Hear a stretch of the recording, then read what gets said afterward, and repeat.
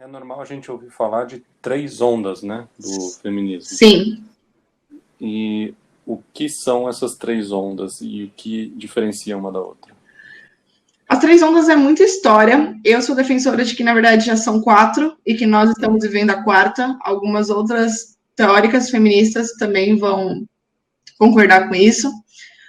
Mas, de uma maneira assim, bem resumida, na ideia das ondas, a gente tem a primeira onda na década de 20, a segunda onda na década de 50, a terceira onda na década de 90, mais ou menos, cada uma delas, e a quarta onda seria mais ou menos de 2010 para frente. Então, ela está em formação, ela está acontecendo, tem pouco registro. E se a gente fosse definir, assim, temas principais de cada onda, e pessoas principais em cada onda e tudo mais, na primeira onda, a gente ia falar que é a do sufrágio, é a luta pelo voto.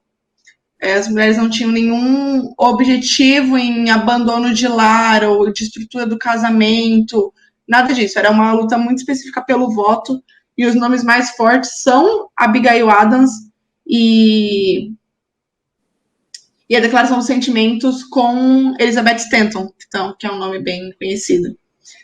Na segunda onda já começa a ficar difícil, porque os nomes fortes que vêm é Simone de Beauvoir, por exemplo, e já é uma onda mais acerca de sexualidade, o aborto começa a surgir, a questão da própria discussão da estrutura do casamento e da homossexualidade começa a surgir muito mais forte, coisas que eram muito mais tabu antes que não iam ser discutidas.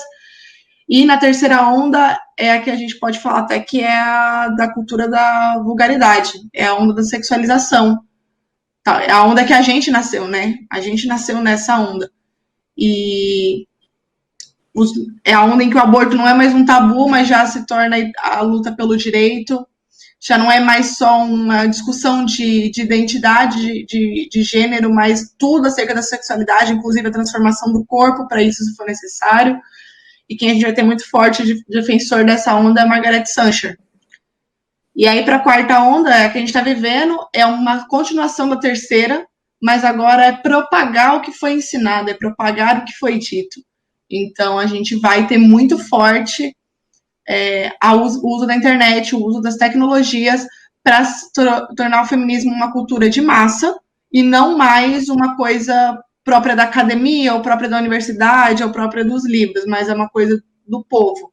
Então vai vir o feminismo da branca, o feminismo da preta, o feminismo da lésbica, da trans, da cis, tudo segmentado, tudo dividido, até por causa da própria da verdade ser relativa, né?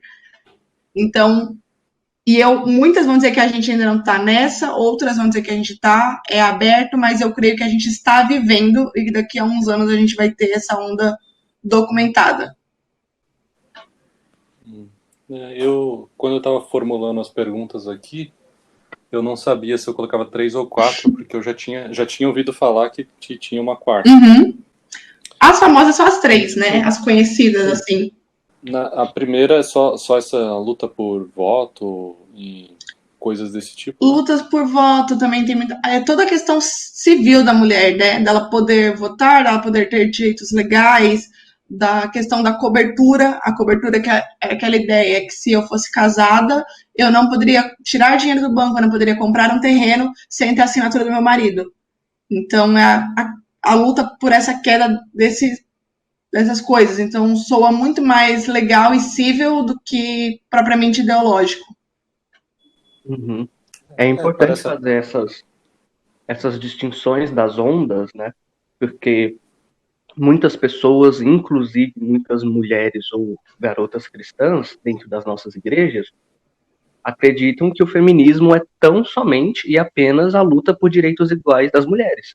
E se resume a isso. É um movimento que é simplesmente para isso, ou esse é o único propósito do movimento. Quando, na verdade, existem diversas ondas e existem outras questões envolvidas, como a questão do progresso sexual, ou do tipo de uma sexualidade mais liberal, né, que vai totalmente de encontro com o que a cosmovisão cristã ensina. Então é muito importante fazer essas distinções. Sim, sim. E